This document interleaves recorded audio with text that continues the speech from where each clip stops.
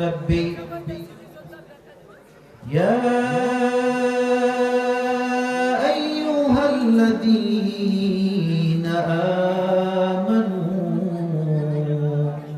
صلوا عليه وسلموا تسليما اللهم صل على محمد وعلى آل محمد كما صليت على إبراهيم وعلى آل إبراهيم إنك حميد مجيد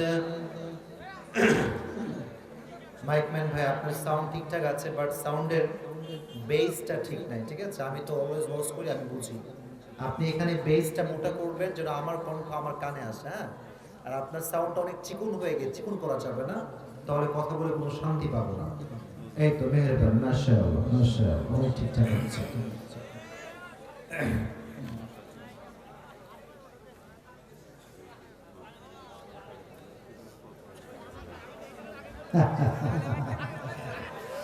আচ্ছা আমার দেখলে কি সরকার বিরোধী কোনো অ্যাঙ্গেলে লাগে নাকি ভাই কোন অ্যাঙ্গেলে আমার মনে হয় যে আমি রাজনীতি করি মনে হয় আপনার আমাকে নিয়ে আসার আগে আমাকে নিয়ে ভালো করে পড়াশোনা করবেন যে আমি কোন ধাঁচের কথা বলি কোন ধাঁচের কথা বলি সবসময় ঠিক আছে আমরা এখানে সরকার বিরোধী কথা বলার জন্য আসি নাই আমরা এখানে কোরআন থেকে তাফসীর করবার জন্য এসেছি যে কেন অতএব ভয়ের কোনো কারণ নাই আমাদের কথা হচ্ছে স্পষ্ট সরকার বিরোধী কথা আমরা বলি না বাট দেশে যেখানে যখন দুর্নীতি হবে ওইটার বিরুদ্ধে কথা বলা এটা জনগণ হিসেবে আমাদের নৈতিক দায়িত্ব ঠিক না ওইটা বললে যদি ছাড় দেই তাহলে তো আমরা মুনাফিক হয়ে গেলাম আমাদের কথা হচ্ছেই আমরা সরকার বিরোধী নই আমার জন্মই তো হচ্ছে গোপালগঞ্জের পাশে গোপালগঞ্জে হচ্ছে প্রধানমন্ত্রীর বাসা ওখানে আমাদের জন্ম তা আমরা তো সরকার বিরোধী কথা বলার জন্য আসি না আমাদের যদি সরকার বিরোধী কথা বলতাম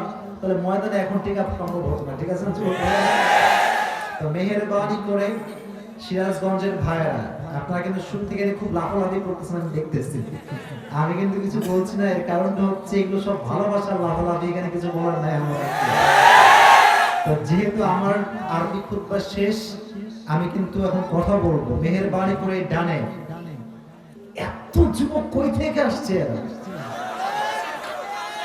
মাহফিলের চতুর্পাশে আজকে 95 ভাগের বেশি যুবক ভাইরা এসেছে আল্লাহ জনসুরকে আল্লাহ সন্তুষ্টির ওয়াসিলা হিসেবে কবুল করুন আমিন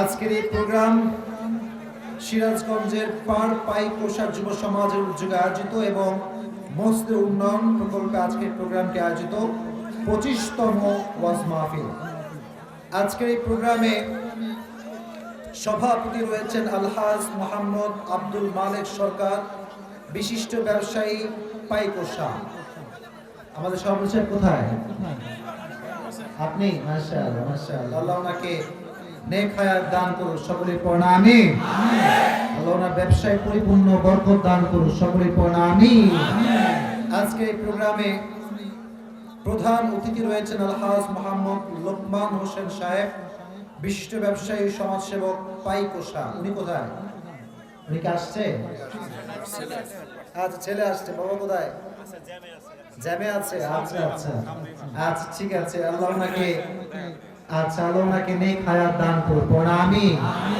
উনি এখন আসতে চাইলেও আর আসতে পারবে না যে জ্যাম এই পাশ দিয়ে ঢাকার জ্যাম ফেল ঠিক আছে কেউ আসতে পারবে না এখন যাই হোক আল্লাহ ওনাকে নেক হায়াত দান করুন সন্তানকে আল্লাহ নেক হায়াত দান করুন আমিন আজকে এই প্রোগ্রামে বিশেষ মেহমান রয়েছেন জনাব মোহাম্মদ আলতাফ হোসেন চান্দু আর রয়েছেন জনাব মোহাম্মদ আমিনুল ইসলাম খান আল্লাহ দুইজনকে ইসলামের খাদেম হিসেবে কবুল এবং মঞ্জুর করুন আমিন আমার পূর্বে কথা বলেছেন আমার প্রিয় ভাই মাওলানা মোহাম্মদ আলতাফ হোসেন সিরাজি মুহতামিম জান্নাতুল বাকি হাফিজিয়া মাদ্রাসা ভাই যা যা বলেছে কোরআন থেকে বলেছে আল্লাহ আমাদের সবাইকে সেই অনুযায়ী আমল করার তৌফিক দান করুন সকলে পড়ুন আমিন আর কথা বলেছেন মোহাম্মদ সুলতান মাহমুদ আর কথা বলেছেন মাওলানা বাকি বিল্লাহ সাহেব ইমামতুল জামিয়া মসজিদ আমাদের ইমাম সাহেব কোথায় ইমাম সাহেব এখানে আছে আচ্ছা আচ্ছা মাশাআল্লাহ মাশাআল্লাহ মসজিদ কোন দিকে আপনাদের পেছন দিকে মসজিদ, ইমাম সাহেব আছেন, সভাপতি সাহেব সবাই আছেন। আমি সবার জন্য আসলে আমি তো অধম গুনাহগার, বাট যেহেতু মুসাফির, হাদিসে আসছে মুসাফির হাত তুললে আল্লাহ তার দোয়াটা কখনো ফিরিয়ে দেয় না। আমি সবার জন্য, কমিটিবৃন্দ এবং যে যুব সমাজ আমাকে নিয়ে এসেছে, প্রত্যেকটা যুবকের জন্য, মুরব্বীর জন্য কলিজার থেকে দোয়া করছি আল্লাহ সবাইকে যেন মৃত্যুর পরে জান্নাতুল ফেরদাউসের মেহমান হিসেবে কবুল করুন। আমিন। তো আমার সিরাজগঞ্জের কলিজার টুকরা যুবক ভাইরা, আপনারা কেমন আছেন সবাই? আলহামদুলিল্লাহ। আমাকে মনে হয় আজকে মশাই প্রথম দেখেছেন, তাই না? এদিকে এই জায়গাতে কখনো আসি নাই, ভাবছিলাম যে কই যাচ্ছি, কি হবে না হবে। তো এসে যা বুঝতে পারলাম আজকের এই প্রোগ্রামটা গোটা বাংলাদেশে একটা ঐতিহাসিক প্রোগ্রাম হয়ে থেকে যাবে। ঠিক কিনা? মানুষ দেখবে যে সিরাজগঞ্জের মানুষ এরা কোরআন প্রেমিক মানুষ, ইসলাম প্রেমিক মানুষ, নবী প্রেমিক মানুষ এরা। ঠিক কিনা? অনেক ভালো লাগলো আজকে এই প্রোগ্রামের আয়োজন দেখে। যুবকদের মাশাআল্লাহ অনেক উপস্থিত রয়েছে। প্রত্যেকটা যুবককে আল্লাহ তাআলা ওমরের মতো ইসলামের সৈনিক হিসেবে কবুল করুন। আমিন। তো যুবক ভাইরা যারা এসেছো, তোমাদের কাছে একটাই আবদার, তোমরাই হচ্ছে বাংলাদেশের শক্তি, তোমরাই সরকারের শক্তি, জনগণের শক্তি। তোমরা ঠিক থাকলে দেশ ঠিক থাকবে, তোমরা যদি ভেঙে যাও পুরো দেশটা ভেঙে যাবে। তোমাদের উপরে পুরো দেশটা ডিপেন্ড করছে। অতএব মাথায় রাখবা, যদি দেশকে পরিবর্তন করতে চাও আজ আগে নিজেকে পরিবর্তন করতে হবে। আমি তারিক জামিলের একটা কথা বারবার শুনি, উনি বলেন যে अगर तुम किसी को बदलना चाहते हो तो पहले खुद को बदलो। কথার অর্থ হচ্ছে এরকম, তুমি যদি জাতিকে পরিবর্তন করতে চাও আগে তোমাকে নিজেকে পরিবর্তন করতে হবে। ঠিক না? তো তুমি নিজে পরিবর্তন হও যুবক ভাই। আর তোমাদেরকে নিয়ে যে মাহফিলে কথা বলি, এই নিয়ে কিন্তু আমার উপর অনেক প্রেসার আসে, অনেকে অনেক বদনাম করে, ফেসবুকে বাজে মন্তব্য লেখে। মাথায় রাখবা সিরাজগঞ্জের যুবকেরা, কারো মন্তব্য আমাদের গন্তব্য ঠেকাতে পারবে না। আমরা আমাদের ডেস্টিনি অনুযায়ী চলি, আমাদের ভাগ্যে যা আছে তাই হবে। কাউকে ভয় করার সময় আমাদের কাছে না। তো আমাদের যুবক ভাই যারা এসেছো, আগে নিজেকে পরিবর্তন করো। And how can you change your life? কিভাবে পরিবর্তন করবা? প্রথম কথা, যদি তুমি নিজেকে কোনো হারাম কাজে জড়িয়ে ফেলেছো, whatever it is, যে কোনো বিষয় হতে পারে, সুদ হতে পারে, ঘুষ হতে পারে, প্রেম হতে পারে, রিলেশনশিপ হতে পারে, নেশা হতে পারে, anything could be happening in your life, but যা হয়ে গিয়েছে it was past and we don't want to think about past is past। যা হয়ে গিয়েছে जो गुजर गया वो तो कभी वापस नहीं आएगा। मदा लैसा लहुल कदा। যা হয়ে গিয়েছে। বাট আজকে সিরাজগঞ্জের এই মাটি থেকে আমরা নিয়ত করছি, আজ থেকে আমাদের জীবনটা আমরা পরিবর্তন করব। রাজি আছেন তো? বলেন ইনশাআল্লাহ। আচ্ছা, এখন যদি কারো, শুরুতে আছি যা বলার বলে নেই, তাফসীরে চলে গেলে কিন্তু সব কথা বলা যাবে না, তখন ধারাবাহিক আমাকে তাফসীর পেশ করতে হবে। যদি কারো রিলেশনশিপ হয়েও যায় যে হুজুর আমি করে ফেলেছি, দুইটা অপশন, হয় ব্রেকআপ করো না হয় বিয়ে করো। হয় ব্রেকআপ না হয়, আরে বাবা থামো, কথাটা আগে বুঝে শুনতে হবে। হয় ব্রেকআপ না হয় বিয়ে। এখন তুমি মাথায় রাখবা, যদি কোনো মেয়েকে তুমি প্রেম করছো, হারাম রিলেশনশিপে আছো, বাট বিয়ের কথা বললে সে একটু পল্টি মারে, বুঝবা যে ভালোবাসায় ভেজাল আছে, কোনো খাঁটি ভালোবাসা হবে না। এখানে অপশন হচ্ছে ব্রেকআপ, এখানে কোনো বিয়ে নাই। কারণ যেই মেয়ে তোমাকে বিয়ে করতে চায় না, সে প্রেম করে না, সে টাইম পাস করছে। ঠিক আছে? আর বিয়ের কোনো রিলেশন, এটা কি হালাল না হারাম? তাহলে যদি প্রেম থাকে, হয় ব্রেকআপ না হয়। আপনার কথা বল না কেন বামের ভাইরা? হয় ব্রেকআপ না হয়। আগে সবাইকে বিয়ে করার তৌফিক দান করুন। আমিন। ভাইরে, বউ ছাড়া জীবন কোনো জীবনই না। এবং জীবনের মধ্যে করে না? এই যে চলছে শীতকাল, যাদের বউ নাই তারাই বোঝে যন্ত্রণা কারে কয়। মশরু নিজে টাঙাও, জামা কাপড় নিজেই ধোও, রান্নাও নিজে করো, নিজেই খাও। অতএব বউ ছাড়া জীবন কোনো জীবনই হতে পারে না। অতএব যার অ্যাবিলিটি আছে, মোটামুটি সামর্থ্য আছে, আমরা নিজের পায়ে দাঁড়াবার আগে বিয়ে করবো। ঢাকা বড় যুবক, আল্লাহ আমাদেরকে তৌফিক দান করুন। সকলে পড়া আমিন। দুই, এই কথা বুঝতে, নিজেকে পরিবর্তন যুবক ভাইরা কিভাবে করতে পারেন? 2 নাম্বার হচ্ছে নিজের ক্যারিয়ারকে সুন্দর করবেন। মাথায় রাখবেন, যে ক্যারিয়ারকে বাদ দিয়ে আপনি আজকে মেয়ের পেছনে ঘুরবেন, মেয়েরা কিন্তু খুবই চালাক, আবার খুবই ভালো।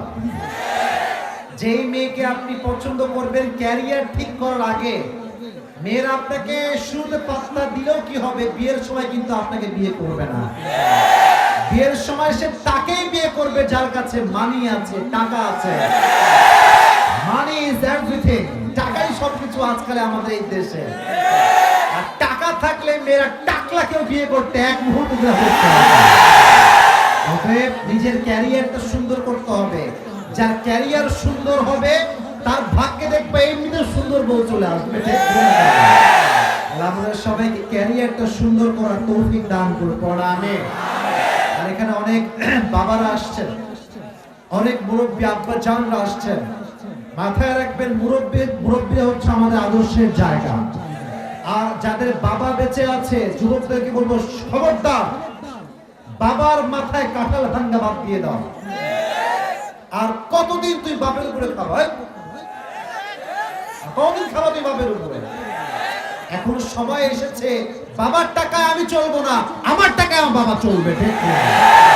নিজেকে সেই লেভেলে নিয়ে যাও। এই ওয়াজ মাহফিল থেকে মেসেজ নিয়ে যাও।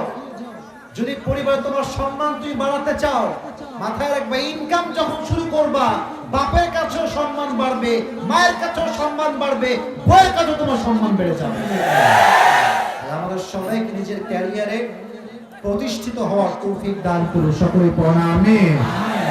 আজকে প্রোগ্রামে সবাই আসতে পেরে খুশি না বেজার? সকলেই মন খুলে পড়েন আলহামদুলিল্লাহ। সিরাজগঞ্জে পুরো বছরে এই একটা প্রোগ্রাম দেখেছি কয়েকদিন আগে, এবং এই প্রোগ্রামটা আসলে রাখার কথা ছিল না। মূল কথা হচ্ছে, যা আল্লাহ লিখে রেখেছে এটা পৃথিবীর কেউ পরিবর্তন করতে পারবে না। ওরা খুবই স্ট্রং কমিটি, অনেক যোগাযোগ করেছে, প্রত্যেকটা রুলস মেনেছে। আজকে আমি চলে আসছি, বাট প্রোগ্রাম এখনো সফলতার দিকে যায়নি। সফল হবে তখন যখন আমার ওয়াজ শুনে দোয়া করে নিজের জীবনের পরিবর্তনের তাওবা করে আমরা বাসায় যাব, তখন প্রোগ্রামটা সফল হবে। ঠিক আছে যুবক ভাইরা? এবার বলেন, শেষ পর্যন্ত থাকবেন না? কাকে হাত তোলেন? বুঝে নাই, না বুঝে হাত তুলছে, মানে আবেগ কাজ করছে, বিবেক কাজ করে না। গত কয়েকদিন আগে দেখবা ফেসবুকে খুব ভালো, চট্টগ্রামের একটা মেয়ে তার শ্বশুরকে মেরে ফেলছে। তো বলছে, তুমি দোষ করেছো, এটা কি করলা তুমি? এইটা তো বলছে, আমি কি বলেছি যে আমি দোষ করি না? আমি বলেছি আমি তো দোষী। তো বলছে, তুমি এই কাজটা কেন করলা? বলছে, আমার আবেগ কাজ করছে, বিবেক কাজ করে। তোমাদের আবেগ দিয়ে না, বিবেক দিয়ে ওয়াজ শুনতে হবে। দোয়া করে দেন, বাসায় যাবো। রাজি আছেন তো ইনশাআল্লাহ? আল্লাহ আমার সবাইকে সেই তৌফিক দান করুন। সকলে পড়া আমিন। ভাই, আপনার সাউন্ড এক পাশে বেশি আর এক পাশে কম। মাইকম্যান সাউন্ড ঠিক আছে, আপনাকে কোনো বদনাম করছি না। এই যে ঝ্যান ঝ্যান আওয়াজটা হচ্ছে, এটা একটু কমায় দেন। কথাটা হবে স্পষ্ট ভাষা, এটা ঠিক করে দেন।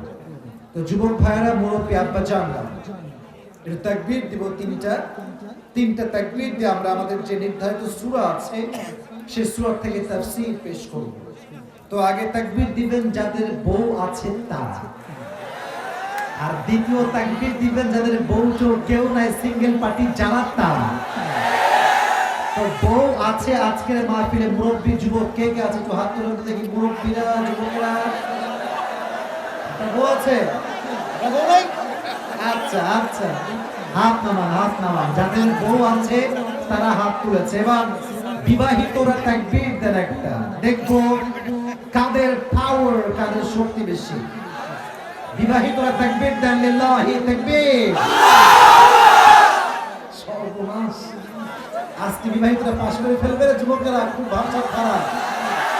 তো সিঙ্গেলরা একটা কাশি মারো, লিল্লাহি তাকবীর।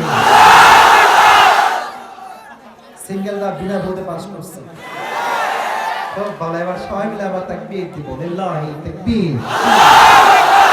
হাফ হাফ হাফ উঠাতে হবে, লিল্লাহি তাকবীর। আল কোরআনের আলো, আল হাদিসের আলো, কোরআন হাদিস যেখানে, আলেম ওলামা যেখানে, সিরাজগঞ্জবাসী যেখানে, আল্লাহ কবুল করুক, আমিন। আজকে আমরা যে কিতাব থেকে তাফসীর শুনবো, সেই কিতাবটার নাম কি? এই কিতাবে কোনো ভুল আছে? কোনো সন্দেহ আছে? সন্দেহের লেশ মাত্র আছে? নাই। যালিকাল কিতাবু লা রাইবা ফীহি হুদাল লিল মুত্তাকিন। এটা এমন একটা বই, যে বইয়ে কোনো সন্দেহ নাই, সন্দেহের লেশ মাত্র নাই। মুত্তাকিদের জন্য বইটাকে হেদায়েত স্বরূপ পাঠিয়ে দিয়েছে একজন। আওয়াজ দিয়ে বলেন তো তিনি কে? সিরাজগঞ্জের ভাইয়েরা একটু কথা বুঝে শুনে উত্তর করবেন। কোরআনটা যদি কেউ পড়ে, তার ভাগ্যের চাকা কি বন্ধ হয়ে যায় না খুলে যায়? তাহলে আমাকে জবাব দেন, এই পুরো পৃথিবীতে সবচেয়ে সৌভাগ্যবান জাতি কারা? সন্দেহ আছে মনে হয়, জোরে বললেন না যে মুসলমান। We are the lucky nation. আমাদের কপালটা ভালো, কারণ আমরা মুসলমান ঘরের সন্তান। আর একটা প্রশ্ন পাল্টে দেই, কথাগুলো বুঝে উত্তর করবেন, না বুঝলে কোনো জবাব করবেন না প্লিজ। যা জবাব দিবেন বুঝে শুনে জবাব দিবেন। এই পুরো পৃথিবীতে একটা জাতি প্রায় প্রতিটা প্রান্তে প্রান্তে মার খায়। কাশ্মীরে মার খায়, ফিলিস্তিনে মার খায়। ফিলিস্তিনে লক্ষ লক্ষ হাজার হাজার মানুষকে বোমা মেরে উড়িয়ে দেওয়া হচ্ছে, ঠিক কিনা বলেন? এই পুরো পৃথিবীর আনাচে কানাচে যেই জাতি মার খায়, এই জাতির নামটা কি? উত্তর সেম হয়ে গেল যে আমরাই ভালো কপালওয়ালা, আবার আমরাই খারাপ কপালওয়ালা। ওয়াই? কারণ কি? কারণটা হচ্ছে আমরা কপালওয়ালা এই জন্য যে আমাদের কাছে একটা কিতাব আছে। কিতাবটার নাম কি? কিছু হয় বলেন, কিতাবটার নাম কি? আল কোরআন। এবং আমাদের কপাল পুড়ে গেছে সেই দিন থেকে, যেদিন থেকে আমরা স্টার জলসা দেখা শুরু করেছি, বলিউড সিনেমা দেখা শুরু করেছি।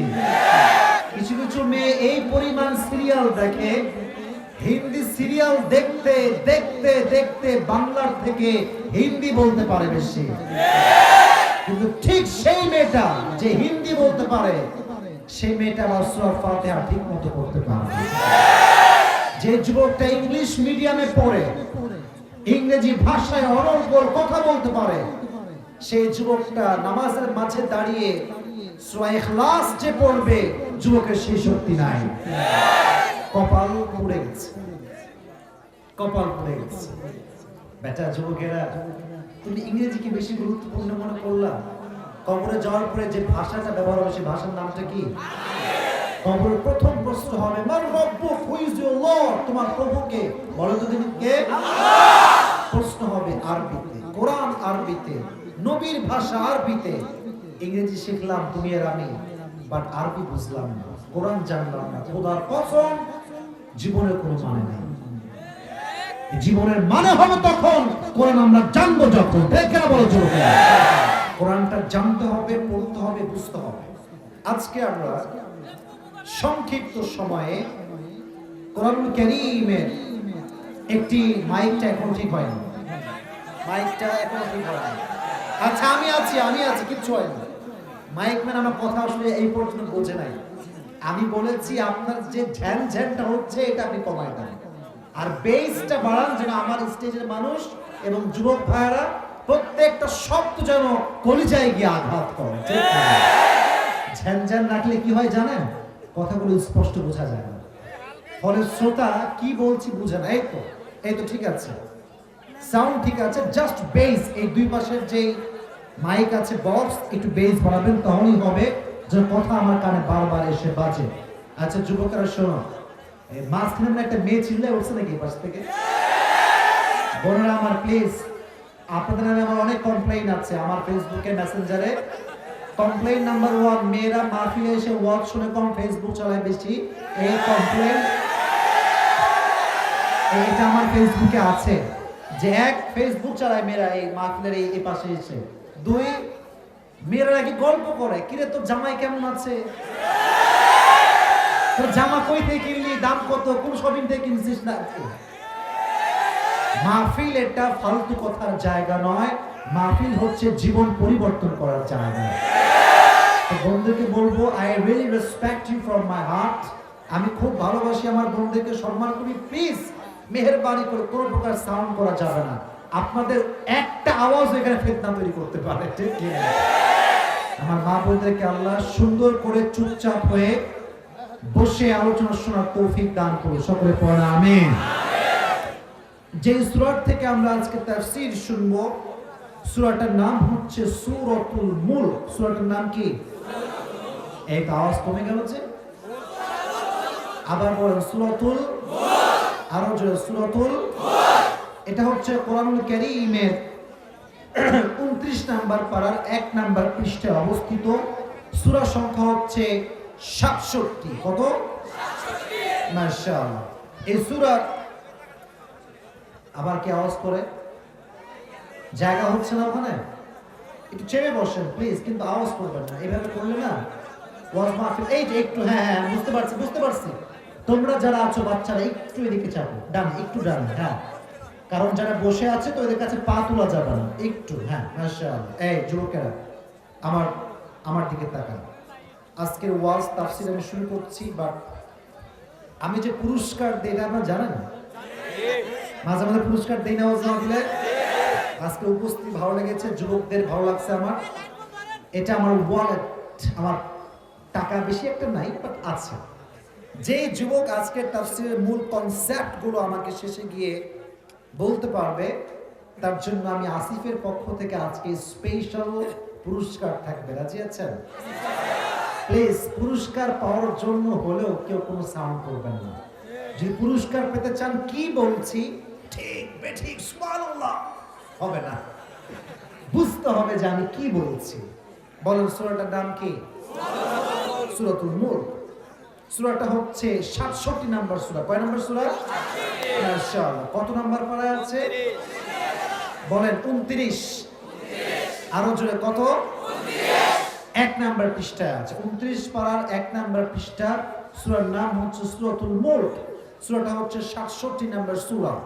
প্রত্যেক সূরাতে আল্লাহ তাআলা দুটি করে পার্ট রেখেছেন, এক হচ্ছে মাদানী আর এক হচ্ছে মাক্কি। সূরা মুলকটা হচ্ছে মাক্কি চ্যাপ্টারের সূরা। সুবহানাল্লাহ পড়লেন না? এই সূরার ফজিলত হচ্ছে অসাধারণ ফজিলত। এখন বাজে রাত 11টা বেজে 5। যখন কেউ ঘুমাতে যাবে, ঘুমানোর আগে কেউ যদি সূরা মুলক পড়ে কিংবা শোনে, আর সে রাতে ঘুমানোর মধ্যে যদি তার মৃত্যু হয়ে যায়, তার কবরের সমস্ত আযাবকে আল্লাহ তাআলা মাফ করে দিবেন।